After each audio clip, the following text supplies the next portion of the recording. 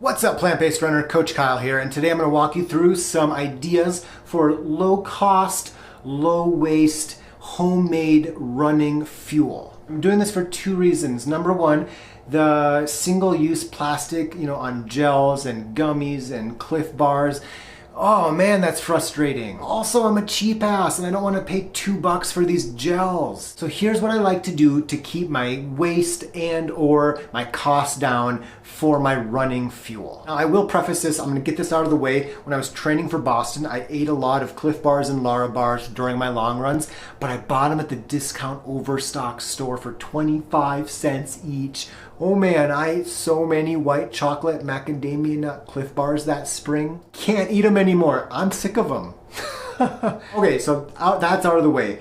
And that keeps the price down, but it felt wasteful. And so I'm gonna go through some alternative fuels. First off, homemade Gatorade. You're overpaying for your Tailwind or your Gatorade powders. You're paying for sugar water with salt in it. That's what it is. Go to like the local brewing place or get it off Amazon. I'll link to these in the description of this video. Buy some maltodextrin, put that and some sugar and some lemon juice and some salt in your water bottles, and you have a 25-cent per bottle drink. And it's going to be 95% as good as what you're buying from these commercial brands. Maple syrup is also pretty good. There are actually companies that take maple syrup and put it in single-use 100-calorie packages of plastic. So what I do is I buy the maple syrup. I'm not talking about like that Aunt Jemima crap, that maple syrup flavored sugar. We're talking about the real stuff here. I'll buy that and I'll put it in a little flask like this. You can get them from GU, and it holds like 300 calories of maple syrup. It does the job. I don't know the exact price per 100 calories of maple syrup versus like GU or whatever, but I bet it's in the maple syrup's flavor, and it's also not using non-recyclable plastic every 100 calories. So out of curiosity, I looked, and it's 50 cents per 100 calories to get the maple syrup in the regular jug from Target, $17. And if you want to get the tap, which is one of the companies that they take maple syrup, they add ginger and sea salt, and they charge you like $3 per 100 calories. You can buy it in the individual packets, so you can buy it in the bulk, like $90.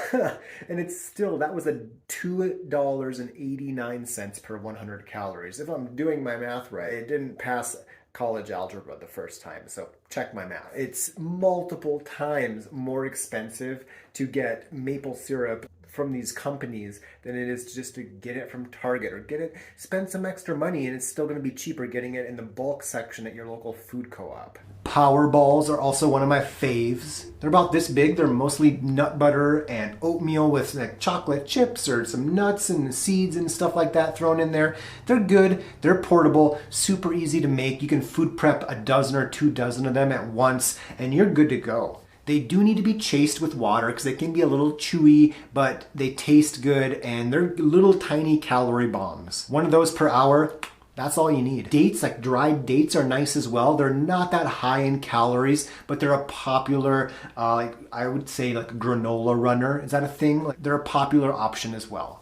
I've had runners use boiled potatoes, like little boiled baby potatoes. Also, I'm not sure I would do that. Like the portability, it just seems a little messy perhaps. I've never done that, but people have. I recall a study that looked at potatoes versus gels, and the researchers didn't really find too big of a difference between the two. They did find that the people who were taking the potatoes, if they hadn't habitually done that, because the gut gets better at digesting stuff while running.